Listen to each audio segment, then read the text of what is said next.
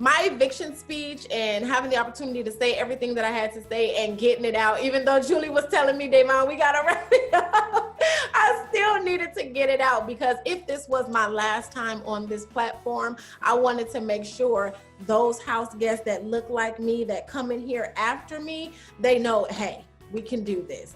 I wanted to give them hope. I wanted to give them encouragement. I wanted to let them know it's not impossible. These women and these people have done it before us. We're not the only ones. Yes, it's going to be difficult. Yes, it's going to be an uphill battle. Yes, the odds will be against you, but that doesn't mean you can't do it. And I hope myself, David, and Kevin can be examples of, come on, it's possible. Let's do it. I feel the same about Nicole as I did when I left the house. Her message did not make it any better.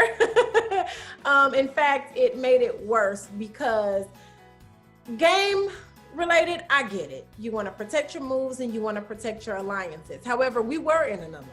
So you just let me know that I wasn't your priority alliance. I was at the bottom. And so thank you for that. That's one.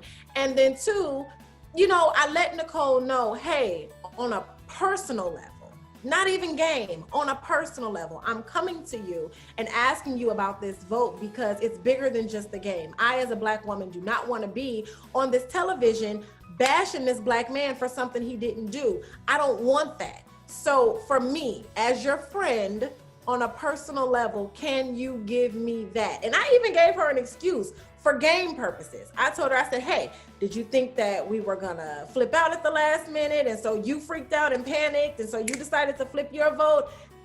And I tried to give her an excuse to use to tell me the truth, and she wouldn't. And so I am a little bothered. I'm a little bothered by that. But you know, there's room for conversation, but at the moment, it's not a lot of respect in the gameplay or the personal play right now.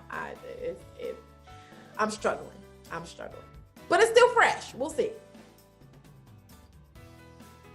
You know, when I play this game, I usually don't have regrets. That is something that I definitely regret. I regret going off on him and, you know, being upset with him and accusing him of something he didn't do. Granted, David's track record with me, as far as him, one, lying, and two, sabotaging my game, come on, it was off the charts, you know? So it wasn't like, oh, that was my buddy, we were aligned, everything was great, and then all of a sudden, boom, I just started accusing him of stuff. That wasn't the case at all. Like, the trust was not there. It was just bad. But above all of that, I am extremely apologetic, and I hope that he can forgive me and that there can be a conversation and we can move forward. But I'm definitely sitting here like, I feel really bad. I feel terrible.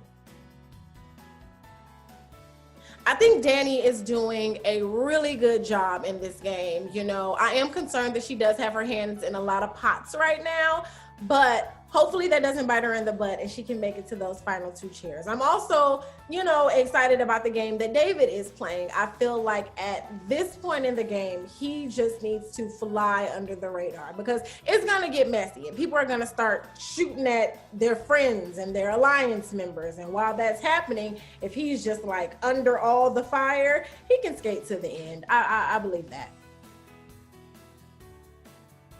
I had so much fun this season. And if I had to compare it to my previous seasons, I would say this is by far my favorite season.